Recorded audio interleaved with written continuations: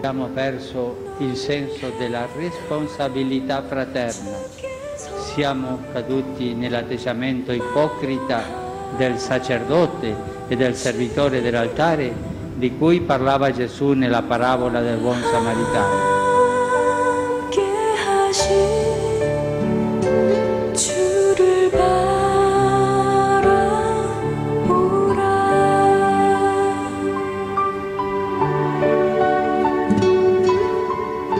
Ma devo dirvi coraggio, ma anche sono cosciente che devo fare tutto 저 볼륨 좀 del 키워주세요. mio, perché questa parola coraggio non sia una bella parola di passaggio.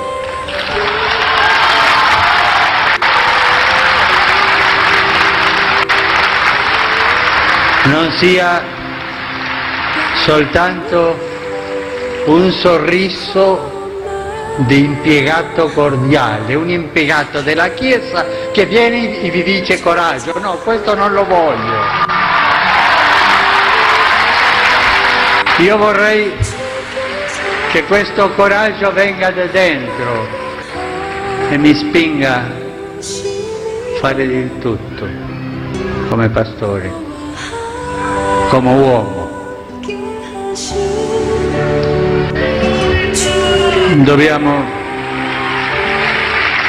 Dobbiamo affrontare con solidarietà fra voi, ma anche fra noi, tutti, con solidarietà e intelligenza, questa sfida storica.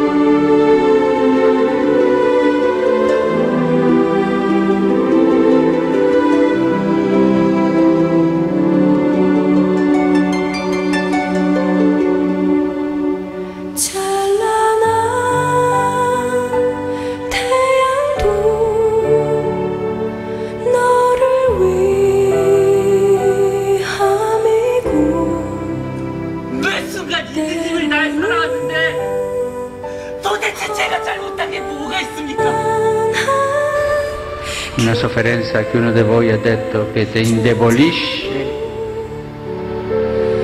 e finisce per rubarti la speranza.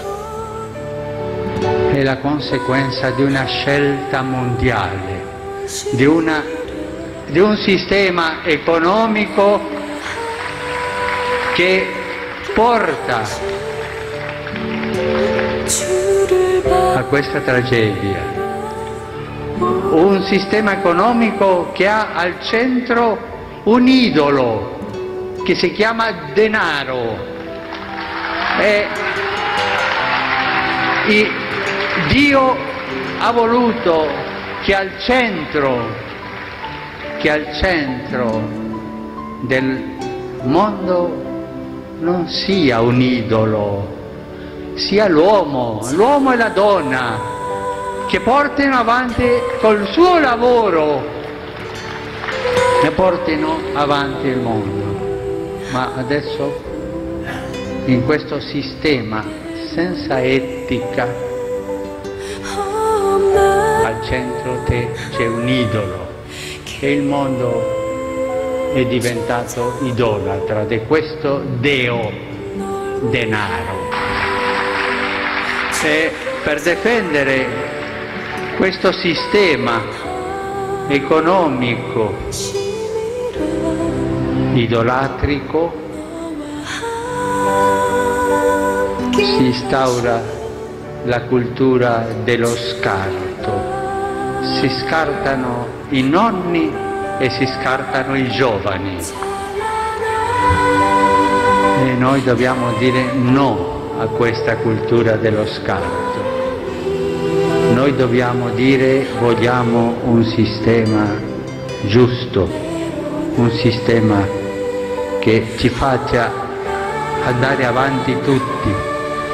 Dobbiamo dire noi non vogliamo questo sistema economico globalizzato che ci fa tanto male. Al centro deve essere l'uomo e la donna, come Dio vuole, non il denaro. 예, 됐습니다.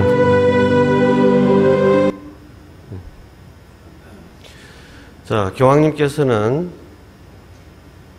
이 세상 현상을 세계화라고 얘기하면서 이 세계화의 중심에는 하느님 대신 갓 대신 골드, 돈이 들어가 있다. 돈이 현대사회의 우상이 되어 있다. 이 체제를 연대로서 바꿔야 된다. 그리고 행동해야 된다라고 강조를 하십니다. 말만 하지 말고 행동해야 된다. 누구한테 하시는 말씀일까요? 1차적으로는 바로 우리 교우들을 향해서 하시는 말씀입니다. 네, 세계화라고 얘기하면 좀 멀리 있는 것 같죠. 근데 4.3도 사실은 세계적인 사건입니다. 4.3에 대해서 조금 우리 중심에서 먼저 시작을 해보죠. 자, 4.3을 우리 교회는 어떻게 대했을까? 4.3 당시에 우리 천주교회는 뭘 했죠? 기억나는 거 하나도 없으시죠? 4.3 당시에는 우리 제주교구 출신 신부님도 한 분도 없었습니다. 한국 신부님도 없었습니다. 그저 잠시 4.3이 공식적으로 끝난 것은 47년 3월 1일 만세 사건을 기점으로 해가지고 그다음 48년에 4.3 그리고 54년도에 9월 26일 입산 금지령. 이제는 한라산에 아무도 산 사람들이 없다. 그래서 이제 입산 금지령이 해제되는 그것을 공식적으로 4.3이 끝난 날로 이렇게 얘기를 합니다. 제가 태어난 며칠 다음이죠. 그러니까 저는 4.3 때 태어난 사람입니다. 그런데 그때 우리 천주교회는 뭐 했을까요? 4.3에 대해서 지금 연구를 하고 있는 학자들 몇몇 자료들을 열심히 뒤지고 있습니다만은 교회가 천주교 신자들이 억울하게 잡혀 들어갔을 때 이 사람은 천주교 신자들은 예를 들면 최정숙 교육감님 예전에 무슨 부녀 조직을 하나 만들었거든요. 그러니까 너네도 다 무슨 이런 반 조직 아니냐 해가지고 그것 때문에 오해를 받아가지고 끌려갔는데 이제 죽기만 기다리고 있었는데 신부님이 그때 누구랑 제일 친했으니까 미군정 대위들하고 장교들하고 친했으니까 그래서 야 천주교 신자인데 그럴 리가 없다 하고 그래서 풀어준 거. 그리고 유지 사건이라고 있습니다. 제주 지역 유지 사건. 이게 그 정보대 대위가 자기한테 좀 잘 안 해준다고 해가지고 제주도 지역에 법원장, 검사장, 변호사, 조장 할 것 없이 읍장 할 것 없이 다 잡아가지고 총살시켜버리려고 그랬어요. 지역 유지 사건이죠. 이 사람들이 인민해방군을 맞을 환영 준비를 하고 있었다. 이런 유명을 씌워가지고. 근데 그때 최정숙 교육감의 아빠, 그리고 오빠, 이게 다 관계됐거든요. 그러니까 이제 그때 본당 신부가 군정에 얘기해가지고 그건 사실이 아니다 해가지고 풀려난 거. 그거 외에는 천주교는 별로 또 사실을 손해도 보지 않았고 피해도 입은 것밖에 없습니다. 왜냐하면 우리 신주교회는 그때만 해도 공소가 지금 뭐 조수, 청수 이런 데 있잖아요. 그때 공소가 없을 때 있고. 되게 해안가로만 다 있잖아요. 그러니까 별로 그 폭도들에게도 또 피해를 본 적도 없고, 그래서 그랬는지 다른 도민들의 그 피해에 대해서는 천주교회가 아무 말도 안 한 겁니다. 다만 이런 얘기는 있어요. 그 미군한테 나라도 경찰에 들어가서 그렇게 고문받으면 다 산 사람이 될 거다. 경찰들, 서북 청년단들이 고문 좀 없게 해라. 그런 건의는 한 적이 있죠. 그래서 그게 전부였습니다. 하나 더 얘기하자면, 그때, 너무나 제주 지역사회가 너무 어렵기 때문에 미국에서 국제 카리타스라고 하는 그 구호재단이 있었는데 그 재단에서 구호물자들을 제주도에 갖다 줬습니다. 그거 외에는 아무런 발언도 아무런 활동도 한 적이 없습니다. 그리고 그러면 그 이후에는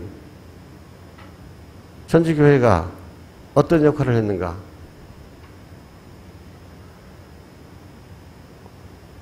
50주년을 맞아가지고 반세기 이상 우리는 억울하다고 말도 못 해왔습니다. 우리의 원한을 풀어주십시오.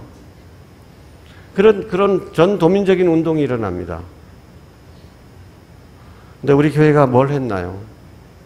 강 건너 불 보듯이 내일 아니다. 그리고 그 다음에 특별법 제정 과정이라든지 이럴 때 교회가 뭘 했나요? 진상규명 운동을 할 때 교회가 뭐 했나요?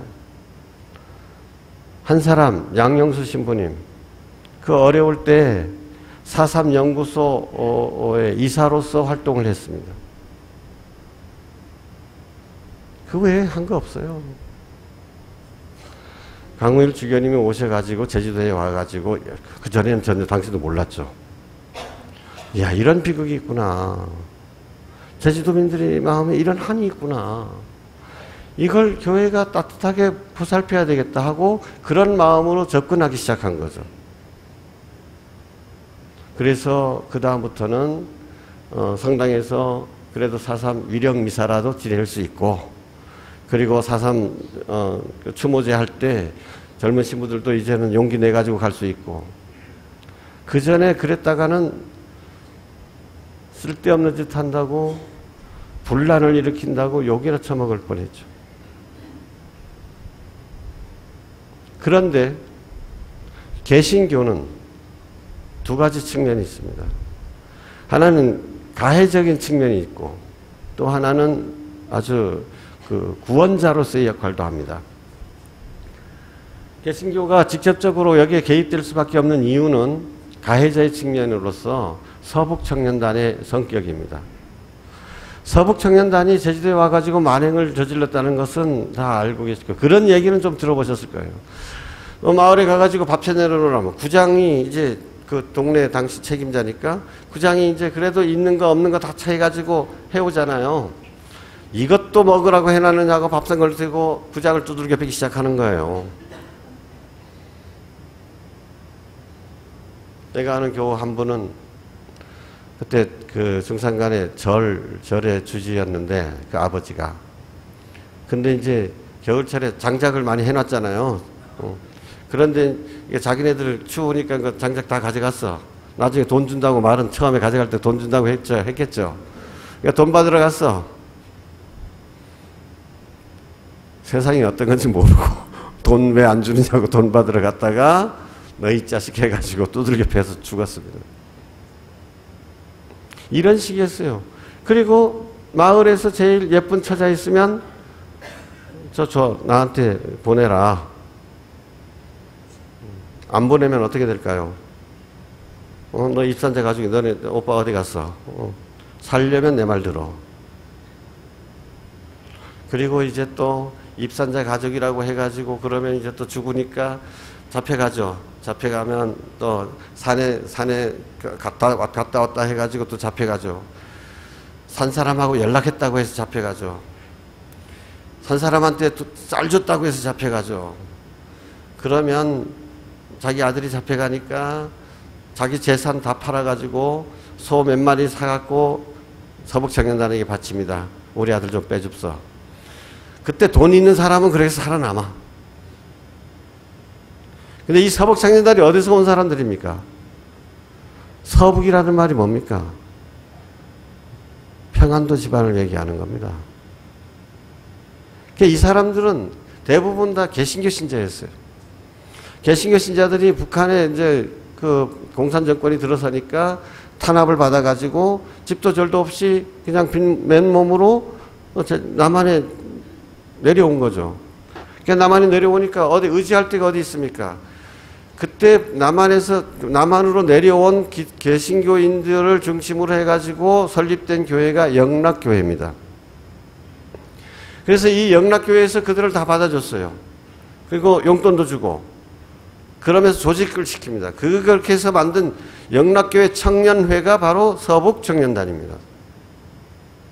이 서북청년단은 이승만의 전위 역할을 하죠. 그래서 4.3이 발발했을 때 서북청년단 가서 제주도 빨갱이 서민이가 가서 진압을 해라. 그러니까 와서 진압을 하는데 아까 동영상도 여러분 영상도 보셨습니다만은 도대체 어떻게 인간이 저럴 수가 있냐 말이지. 같은 국민끼리 어떻게 저럴 수가 있냐 이러죠.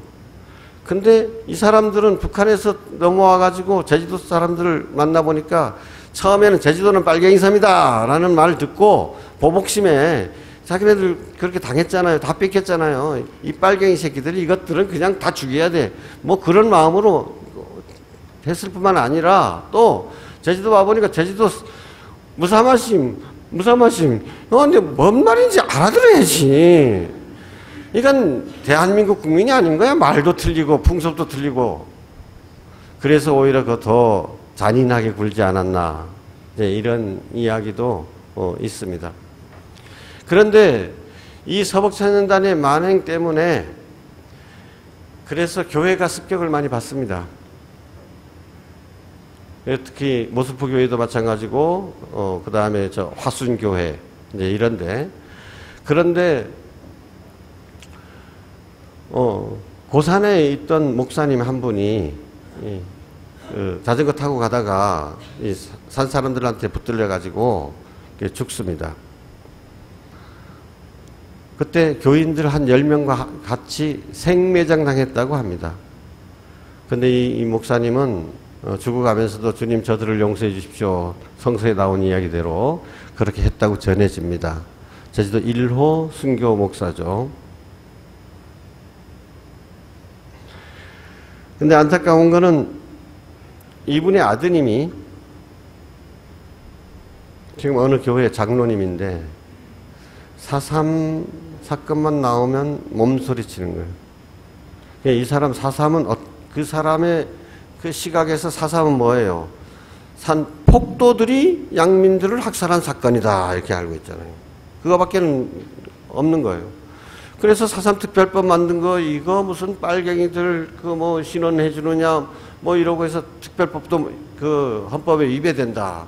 그리고 거기 들어있는 그 위패 이것도 뭐 이거 우리 아버지 죽인 놈들도 다 들어갔다. 다 빼내라. 이런 식이에요. 제일 앞장서고 있습니다. 이 4.3 운동의 그 반대 진영 쪽에서. 참 안타까운 일이죠. 네, 이용당하는 측면도 있고요. 그런데 그에 못지않게 또 모스포 교회 조남수라는 목사님이 계십니다. 99년까지 사셨던 분인데 이분은 자기가 보증을 해줄 테니까 이 사람은 빨갱이가 아니다 해가지고 보증 서가지고 수십 명을 살려냈어요. 그리고 당시에 그 모스포 경찰서장이 문순형이라고 이 만주의 독립군 출신입니다. 그러니까 경찰이나 서북청년단들의 위세에 밀리지 않았죠. 그 사람들 말을 잘 듣지 않았고 자기 뜻대로 이 사람들은 다 죄가 없으니까 풀어줘라. 그렇게 해서 이 사람도 4.3에 의인하면 제일 먼저 손꼽히는 사람입니다. 문순영이라는 경찰서장. 이 양반이 모슬포스 경찰서장으로 있을 때니까 조 목사님이 그분하고 협력해가지고 산에서 내려온 사람들, 폭도들한테 물자 제공해줬던 사람들 자수하면 죄를 묻지 않겠다. 그래서 그때는 도와줬다고만 해가지고도 다 죽어는 판인데 다 무서워서 자수도 못하는 판이에요. 그런데 이 목사님이 앞장서가지고 마을마다 돌아다니면서 내가 목사인데 나를 믿어라 이러면서 해가지고 다 자수도 시켰고 또 그래가지고 경찰서와 협력을 해가지고 그 사람들을 다 무사하게 아무 일도 벌 받지 않고 그렇게 지낼 수 있도록 해줬습니다.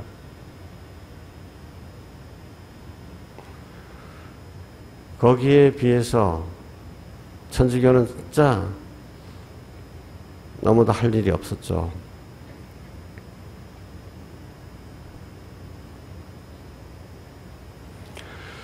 하기에 영모원이라는 데가 있습니다. 영모원은 마을 사람들이요.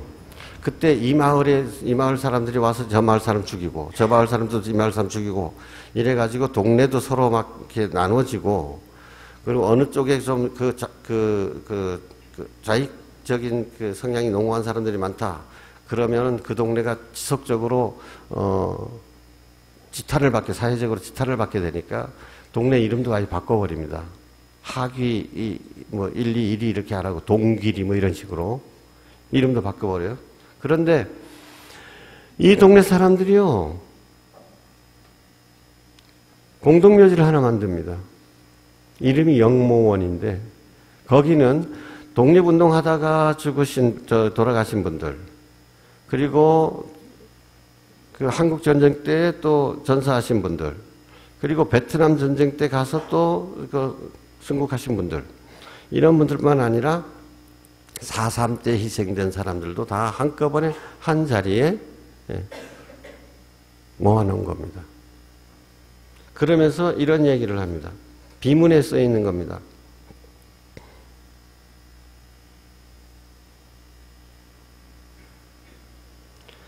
섬나라 이 땅에 태어난 이들은 모두 여기 와서 옷깃을 여미라. 이 돌 앞에서는 더 이상 원도 한도 말하지 말자. 다만 섬나라 이 땅에 태어난 이들은 모두 한 번쯤 여기 와서 고개를 숙여라. 이렇게 죽음은 다 똑같다. 그러면서 죽었다면 섬에서 태어난 죄밖에 더 있냐, 이 얘기죠. 죽은 이는 죽은 대로, 살아있는 이는 살아있는 대로 제자리를 찾지 못한 채 허공에 발 디딛고 살아오기 언 50여 년. 여기 모인 우리들은 이제 하늘의 몫은 하늘에 맡기고 역사의 몫은 역사에 맡기려 한다. 오래고 아픈 상체기를 더는 파헤치지 않으려 한다. 다만 함께 살아남은 자의 도리로 그 위에 한삽 고운 흙을 뿌리려 한다.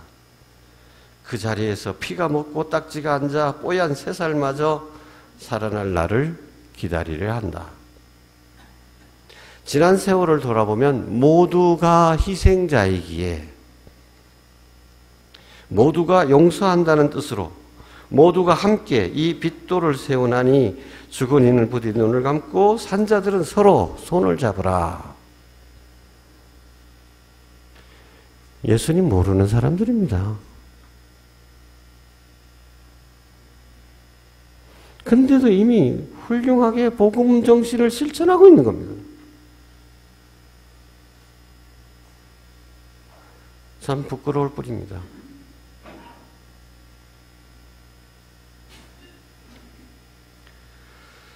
저는 아까 트라우마, 두려움, 아직도 그런 공포에 젖어 있는 사람들, 그리고 그 질곡에 갇혀 있는 사람들, 그래서 현재 진행형이라는 말씀을 드렸는데, 이들에게 해방을 선포해야 된다.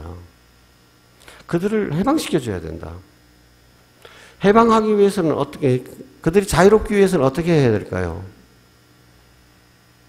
우선 첫째가 뭐 진상규명이니 명예회복이니 뭐 배보상이니 뭐 이렇게 얘기하는 사회적인 측면이 있지만 우리 교회적인 입장에서 첫째, 그런다고 해서 마음의 원한이 사라지겠냐. 돈 뭐 1억 받는다고 해서 이게 이젠 됐구나 해서 마음이 풀어지겠냐. 억울함이. 어떻게 해야 되겠어요? 우선 서로 용서하고 화해해야 된다. 제일 좋은 것은 용서를 청하는 거죠. 사죄. 잘못한 사람. 근데 아까도 보셨지만 물론 대부분의 희생은 군경 토벌 때에 의한 것입니다. 그죠? 90% 가까이. 10% 가까이가 산 사람들에 의한, 무장대에 의한 피해입니다. 정식으로 지금까지 조사한 것에 따르면 16%가, 지금 우리 희생자가 15,000이잖아요. 16%가 산 사람들에 의한 희생이라고 얘기합니다. 그런데 제가 보기에는 희생자 전체를 놓고 볼 때 산 사람들에 의해서 희생된 사람들은 신고 안 한 사람들이 거의 없다. 100% 다 신고했다. 그런데 군경에 의해서 희생된 사람들은 거의 반 이상이나 신고 안 했잖아요. 그러니까 프로테로 따지면 반반으로 나눠서 8% 정도는 산 사람들에 의해서 희생된 사람들이다. 이렇게 봐야 정확하지 않을까. 제 추론입니다. 근데 어쨌든 그럼에도 불구하고 그쪽에서 희생당한 사람도 있잖아요. 그래서 누구의 잘못이 더 크냐 마냐 이런 것을 따지는 것은 잠시 미뤄두고 서로에게 용서를 청하고 서로 용서해주고 그럼으로써 화해가 시작될 때 이게 바로 평화로 가는 시작이 아닌가 싶습니다. 근데 저는 여기 이 부분에 있어서 한 가지 자랑스러운 사례를 말씀드릴 수가 있어요. 우리 천주교회가 우리 이 4.3 사건 바로 직전에 일어났던 제주도에서의 가장 큰 비극은 이재순환입니다. 근데 이재순환은 천주교에 대항해서 일어난 것입니다. 그때 도민들이 입장에서 볼 때 천주교는 외래 종교였고 외세의 등을 입은 굴림이었어요. 왕과 같이 대하라 선교사를 그렇게 하는 명령 하나 갖고 그러니까 그때 당시 군수도 어떻게 대하지를 못해. 그러니까 불량배들도 이 선교사 우리 신부님들하고 같이 있으면 건드리지 못하니까 그런 사람들도 막 주변에 막 몰려드는 겁니다. 어쨌든 그 얘기 하려면 또 시간이 또 많이 걸리고 그러니까 어쨌든 천주교가 도민들에게 그렇게 비춰졌고 또 나쁜 짓도 많이 했습니다. 단적으로 예를 들면 그 각 마을마다 그게 신목이 있잖아요. 그 몰방이나 뭐 이런 데 앞에 그 마을을 지켜주는 굿하는 나무가 있습니다. 폭랑, 오래된 폭랑. 근데 그 미신이라고 해가지고 우리 천주교 신자들이 가서 잘라버리는 겁니다. 나무를. 이런 행포가 어디 있습니까? 우리가 그렇게 한 거예요. 그리고 또 세금을 받는데 그 앞잡이가 된 것이 또 우리 천주교 신자들이라. 그래 가가지고 농촌에 가가지고 야 세금 내라 하면 농촌에 무슨 현금이 있습니까? 60년대만 해도 독세기 하나 그것이 현금입니다. 우표값 살 돈이 없으니까 우체부 오면은 이거 보내주세요. 독세기 하나 줬던 시절인데 그 당시에 이재순환 시절에 무슨 현금이 있어요? 현금 없으니까 도색이 끌고 가불고 독잡아 가불고 새 끌어 가불고 이게 천주교 신자들이 앞잡이가 된 거예요. 그러니까 이놈의 새끼들 이거 안 되겠다 해가지고 들고 일어난 거죠. 그게 이재순환입니다. 그래서 천주교인들 600명, 700명이 관덕정에서 다 비참하게 죽임을 당했죠. 근데 우리 천주교 입장에서는 어때? 황사평에 그분들 모셔놓고 그분들은 어쨌든 우리 하나님 때문에 죽은 사람이다 해서 순교자다 막 그러잖아요. 근데 도민의 정서는 어떻습니까? 천주교 신자 아닌 사람들은 그거 아니거든. 자, 이게 우리가 피해자다. 도민들은 우리가 피해자다. 이래요. 그래서 이재순환이 이런 거 끝나고 나서, 그러니까 일단 장두라고 하는 사람들은 목숨 내놓고 한 사람들이면 죽을 각오를 한 사람들이죠. 그래서 장두 몇 명, 그 앞에 이재수가 제일 맨 앞에 있죠. 그래서 사형당했습니다. 그리고 그걸로 끝났느냐? 그렇지 않고 천주교회는 보상을 요구합니다. 교회 재산도 망가지고 사람 죽었으니. 그래서 그 보상 중에 하나가 황사평 땅을 매장지로 내놔라 이거죠. 그래서 나라에서 준 땅이 황사평입니다. 그래서 일부에서는 그거 그때 죽은 사람들한테 무드랜 준 거지 너네 가지랜 준 거냐? 우리는 지금 그렇다 하더라도 몇십 년 동안 세워지는 몇십 년 동안 그냥 쓰면 어떻게 돼요? 점유권이 생기죠. 그냥 다 우리 걸로 그냥 하는 거죠. 그러니까 그거 애매합니다, 법적으로.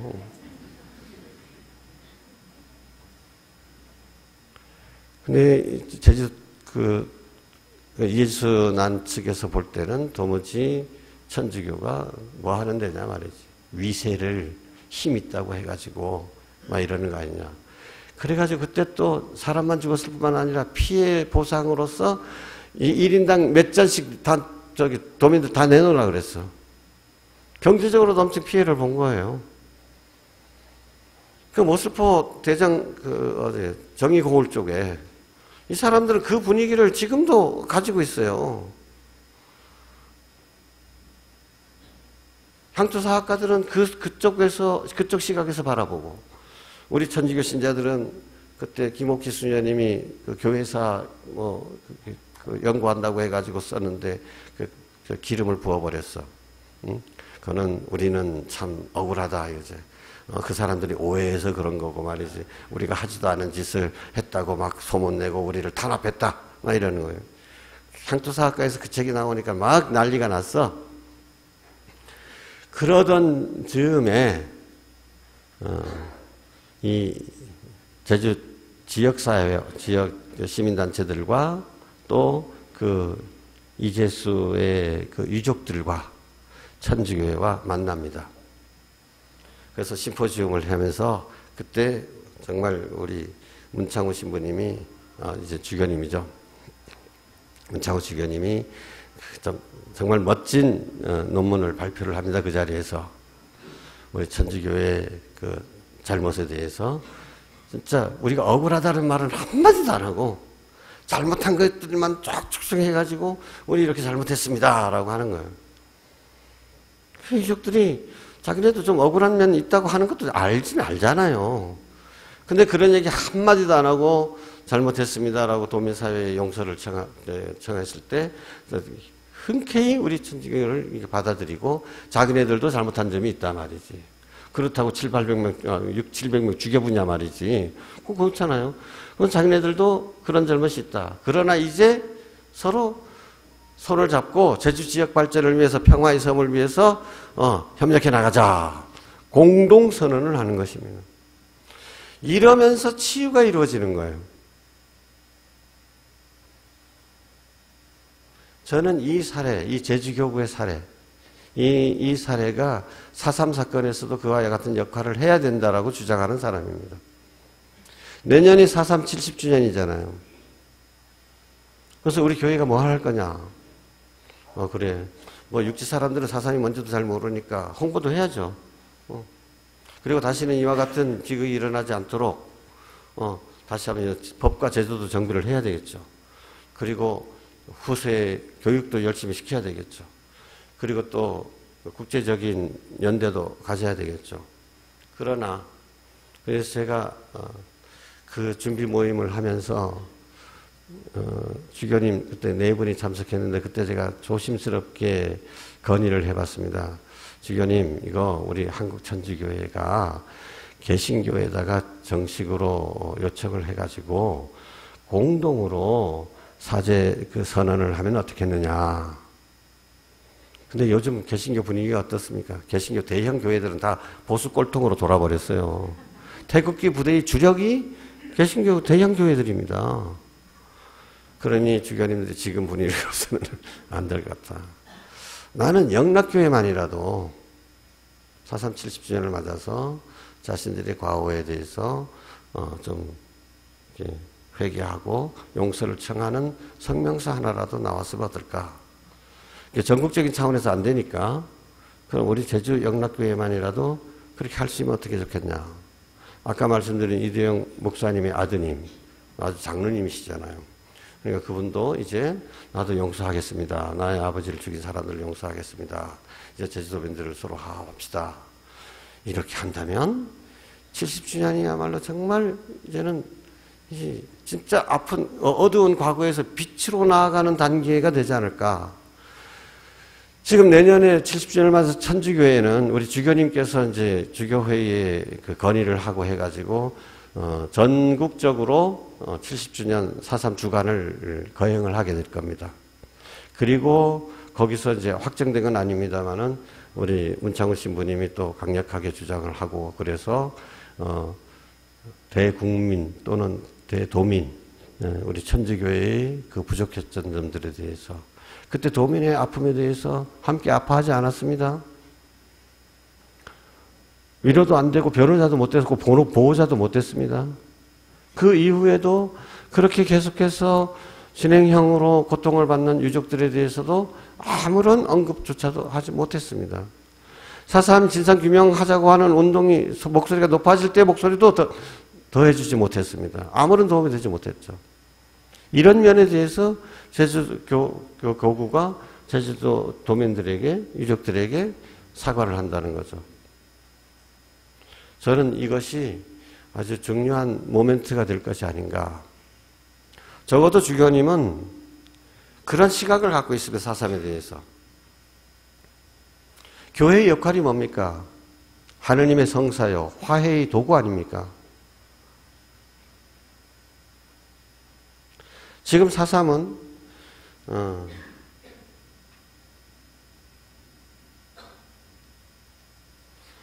유족회와 당시 경찰을 상징하는 경우회 두 단체가 대표적으로 두 단체가 손을 맞잡았습니다. 서로 용서하고 화해하자.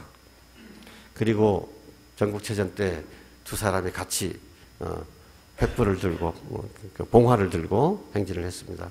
전 국민 앞에서 보여준 대단한 쇼였습니다. 그 내막에 얼마나 경호회원들이 그 자기네들 잘못을 인정하고 있느냐, 또 유족회원들이 진짜 얼마만큼 용서하고자 하는 마음이 있느냐, 이런 거 저런 거 따지면 아무것도 아니지만 저는 그래도 아주 중요한 상징이다. 이걸 부족하더라도 아쉽더라도 화해 쪽으로 가야지. 그 너네 하는 거 쇼다 아무것도 아니다. 이렇게 방해 놓을 건 아니지 않느냐. 그런데 여기에 우리 천주교인들이 중요한 역할이 있다라는 겁니다. 우리가 그 분위기를 만들어줘야죠. 우리가 또 모범을 보여줘야죠. 저는 그래서 제주교구 내에서도 각 본당에서 내년 4.3 70주년을 맞아서는 유족들, 회원이 가입했든 안 했든 간에 유족들 좀 모임도 갖고 그분들 초대해가지고 사연도 들어주고, 본당 신부도 본인이 말 안 하니까 4.3 때 어떻게 고통당했는지는 모르잖아요. 신자들도 모르잖아요.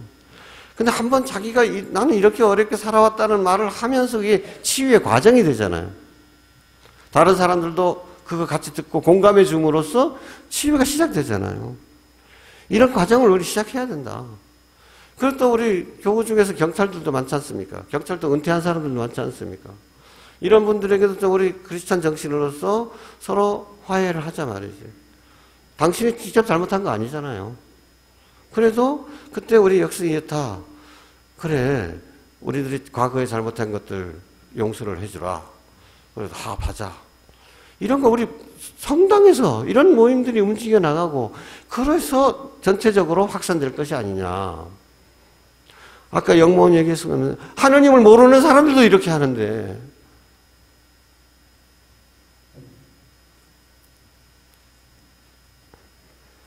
함석헌옹이 이런 얘기를 했습니다.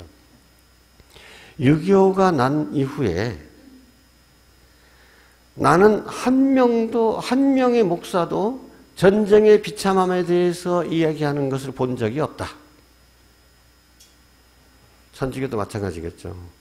6.25라는 그 엄청난 비극을 겪으면서도 그 전쟁의 참화, 전쟁의 폭력성, 전쟁의 야만성, 인간 안에 들어있는 그 폭력적인 경향들에 대해서 다시는 그것들을 얘기하면서 다시는 이와 같은 일이 일어나서는 안 된다라고, 이 전쟁을 막아야 될 책임이 우리에게 있다, 평화를 일으켜야 될 책임이 있다라고 주장하는 사람이 한 사람도 없었다라는 겁니다. 그것은 지금까지 우리 천주교회도 마찬가지입니다.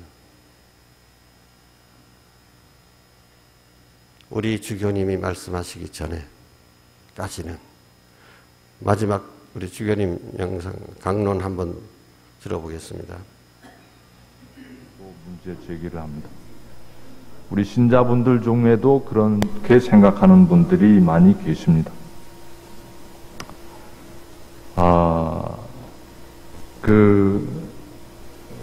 6.25 사변 이후에 오늘날까지 60년이 넘는 세월 동안 북한과 대치하고 있는 상황이기 때문에 국가 안보는 우리나라에서 다른 모든 가치에 우선하는 최고의 가치로 부각이 되어 왔었고, 아무도 거기에 토를 달 수가 없었습니다. 그러나 강정의 경우 38선에서 제일 먼 곳에, 멀리 떨어져 있는 곳에 해군 기지를 짓는다는 것이 과연 국가 안보를 위해서 그렇게 꼭 필요한 일인가, 그렇게 위급하게 해야 될 사업인가. 정부 측에서는 무역선의 안전한 항해를 위해서라는 그런 논리를 이렇게 내세웠습니다.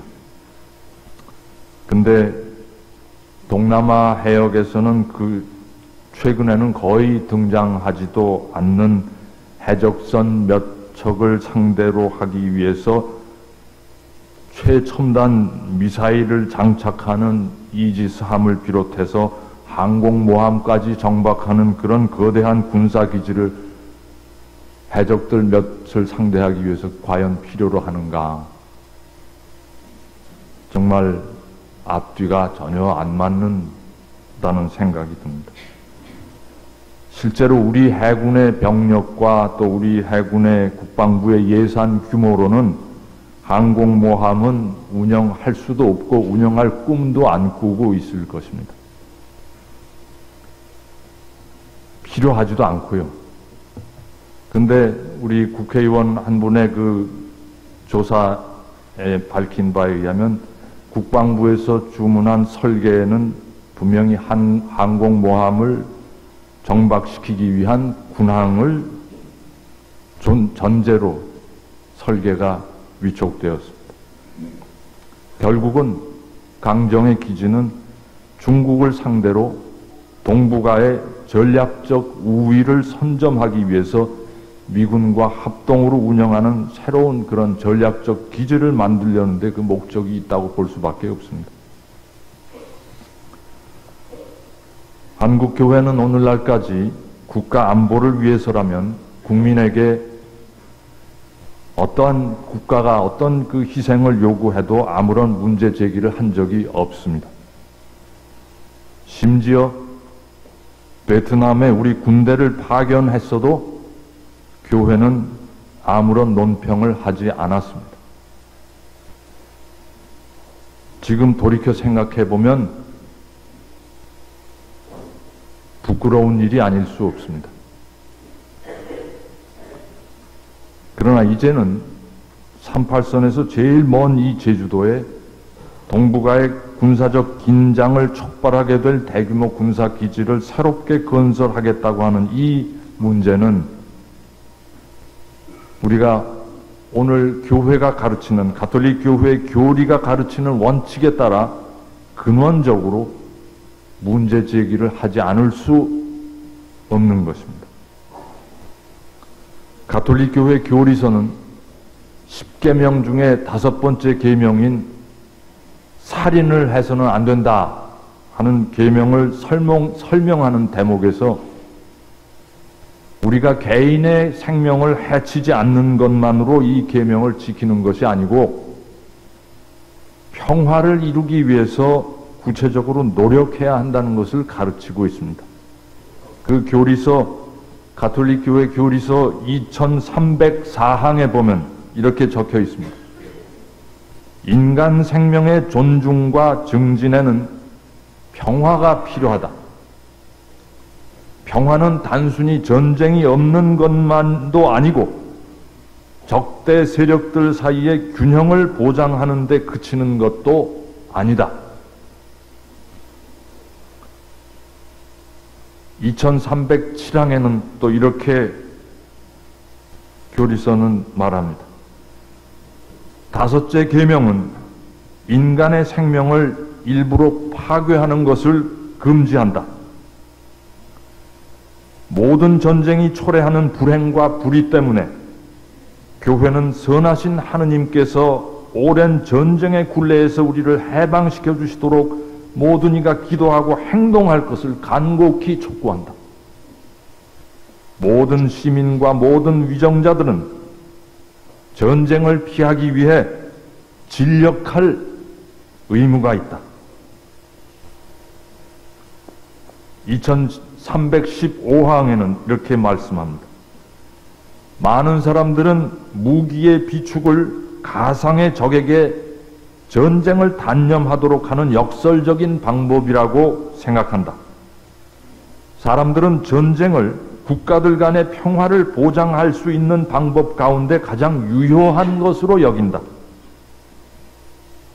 그렇지만 군비 경쟁은 평화를 보장하지 못하며 전쟁의 원인을 제거하기보다는 오히려 증대시킬 위험이 있다. 언제나 새로운 무기를 마련하는 데에 소요되는 엄청난 재원의 낭비는 가난한 사람들의 구제를 막고 민족들의 발전을 방해한다.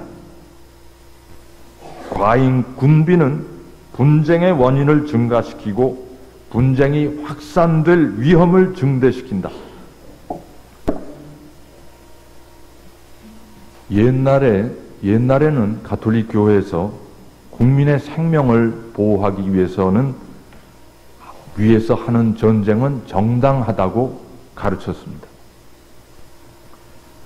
그 시대, 그 옛날에는 기껏해서 칼을 차고 창을 들고 말 타고 전장에 쫓아나가서 상대방 군인들과 이쪽 군인들끼리만 싸우는 그런 전쟁이었기 때문에 그런 규모의, 그런 차원의 전쟁에는 어느 정도 정당한 자기 방어가 가능하다고 보았기 때문에 교회는 정당한 전쟁도 가능하다 하고 가르쳤습니다. 그러나 현대에 와서는 전쟁의 양상이 전혀 달라졌습니다. 수천 킬로 떨어진 사무실에 앉아서 모니터를 보면서 아프간이나 이라크 기지에 있는 무인 폭격기를 원격 조종해서 그곳 반군들을 폭격하는데 그들이 민간인들 사이에 끼어있기 때문에 어린이와 노약자도 전혀 구분할 수가 없이 무차별 몰살당하게 하는 일이 자주 일어납니다. 요새는 폭탄 하나도 엄청 고성능이어서 수많은 사람을 남녀노소 가리지 않고 한꺼번에 살상합니다. 그래서 교회 윤리신학자들도 현대에 와서 더 이상 이런 상황에서 정당한 전쟁은 가능하지 않다고 말합니다. 이렇게 군인과 민간인을 가리지 않고 무차별 살상하는 전쟁은 근원적으로 비인도적이고 비윤리적입니다. 베트남 전쟁에 참가했던 우리 한국 군인의 이야기를 제가 읽은 적이 있습니다. 어느 한 부대가 베트콩이 잠입한 것으로 추정되는 시간이 다 되기 때문에 끝까지 듣지 않겠습니다. 자, 정당한 전쟁이란 바로 대답 안 나옵니까? 정당한 전쟁이란 없다. 그리고 군비 경쟁은 전쟁의 위협을 증가할 뿐이다.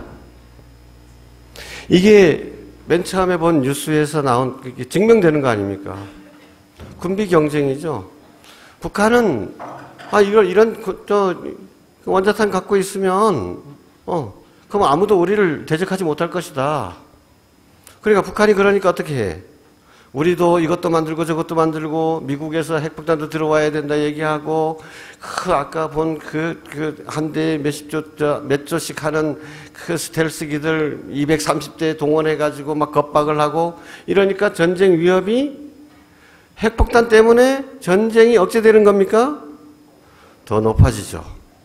그러니까 북한은 왜 핵폭탄이냐? 우리나라가 점점 군사력이 더 높아지니까 그러면 북쪽도 뭔가 살기 위해서도 대적하기 위해서 만드는 거야. 북한이 요만큼 만들면 우리도 또 요만큼 만들고 대칭 전력, 비대칭 전력 해가면서 그러니까 우리가 이런 헬리콥터를 사면 저쪽에서는 또 그걸 막기 위해서 이렇게 하고 우리가 이런 비행기 사니까 자기네들은 돈이 없으니까 돈 대신에 돈 없는 걸로 해가지고 무인기 이게 행글라이더 이런 걸로 그냥 돈 없어도 될 걸로 그냥 막 만들어. 그거 막 저러니까 우린 또 어디서 또 레이더 들어와야 돼, 해야 돼. 그거 막으면 또 다른 거 생기겠죠. 그러면서 전쟁의 위험만 증가시킬 뿐이다. 강정이 바로 그 사례입니다. 군비 경쟁은 전쟁의 위험만 드높일 뿐이지 전쟁을 절대 막을 수 없다. 눈앞에 보이는 현실이잖아요. 근데 우리가 군비 군축하자 우리가 그런 얘기를 해서 뭐가 소용이 있겠느냐. 여러분, 여론의 힘입니다. 나 혼자가 그런 생각을 하게 되면 주변 사람도 같은 사람 생각하는 사람들끼리 이게 시너지 효과가 나는 겁니다. 여러분, 문재인 대통령이 왜 사드 배치를 했을까요? 대선 때는 사드 배치한다 말 안 했잖아요. 그렇게 공격받으면서도 표 떨어지는 소리 들으면서도 안 했어요. 근데 왜 했어요 이번에?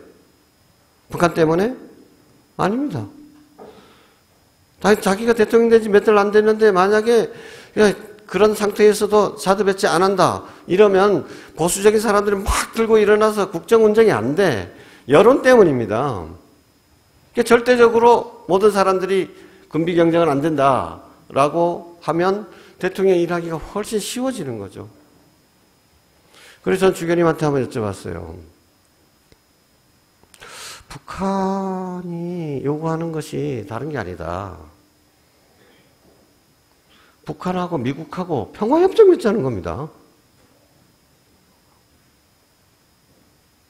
근데 평화협정 맺어주면 되지. 왜 평화협정을 안 맺죠? 그럼 왜 그럽니까? 여러 가지 정치적인 이유가 있어요. 그렇지만, 그래서 참 창피합니다. 북한도 유엔 가서 우리는 평화를 위해서 일할 거다라고 얘기하거든요. 근데 평화를 방해하는 것들이 남한이고 그게 미국이라는 얘기입니다. 그들은 그렇게 주장합니다. 우리는 평화롭게 살고 싶다. 그러면서 평화조약을 맺자 이거예요. 근데 미국이 안 들어주죠. 왜 안 들어줄까요? 그래서 제가 이번에 중국에서 나온 이야기들도 보면 참 창피합니다. 쌍중단을 얘기합니다. 쌍중단이 뭡니까? 뭐뭐 중단하라는 거예요. 북한은 핵무기 개발하는 걸 중단하고 또 남한하고 미국은 뭘 중단하라고?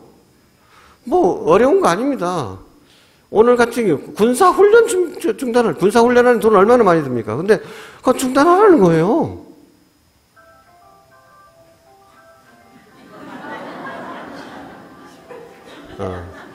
끝내려는 애. 그리고 쌍괴는 중국이 얘기하는 거 쌍중단하고 쌍괴병행입니다. 이게 뭐냐면 그러면 한쪽에서는 북한도 핵 폐기를 하고 그 다음에 미국도 북한하고 평화 조약을 맺고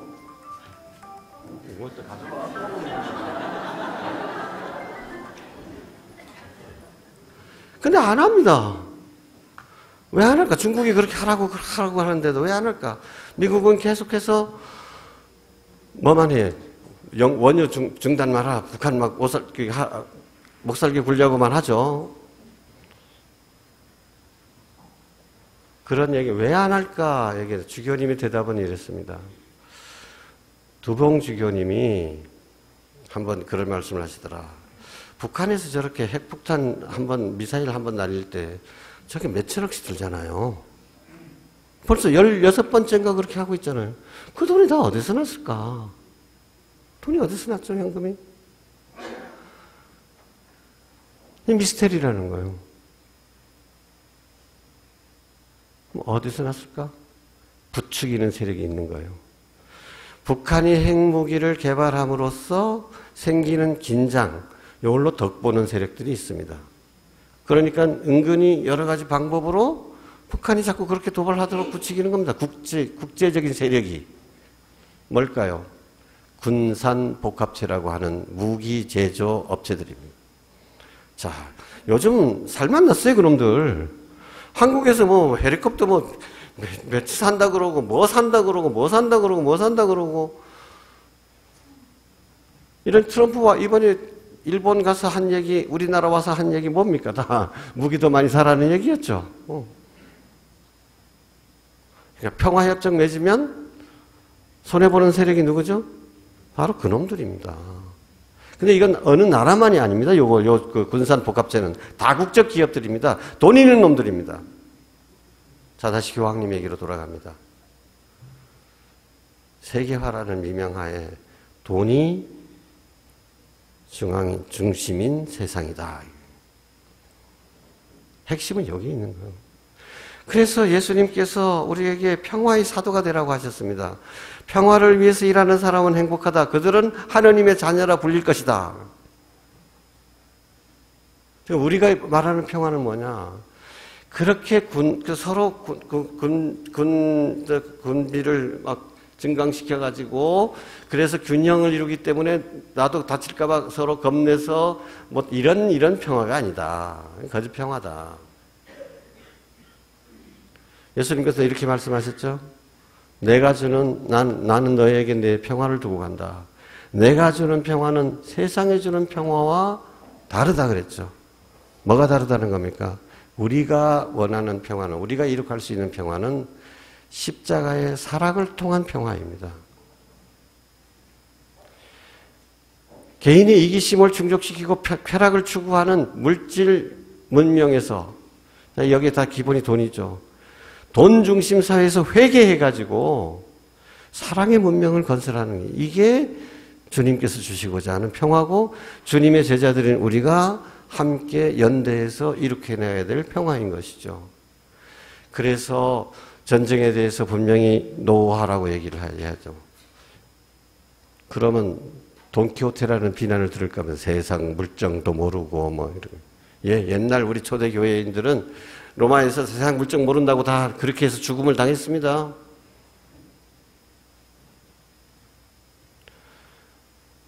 강정해군기지, 그래서 안 된다.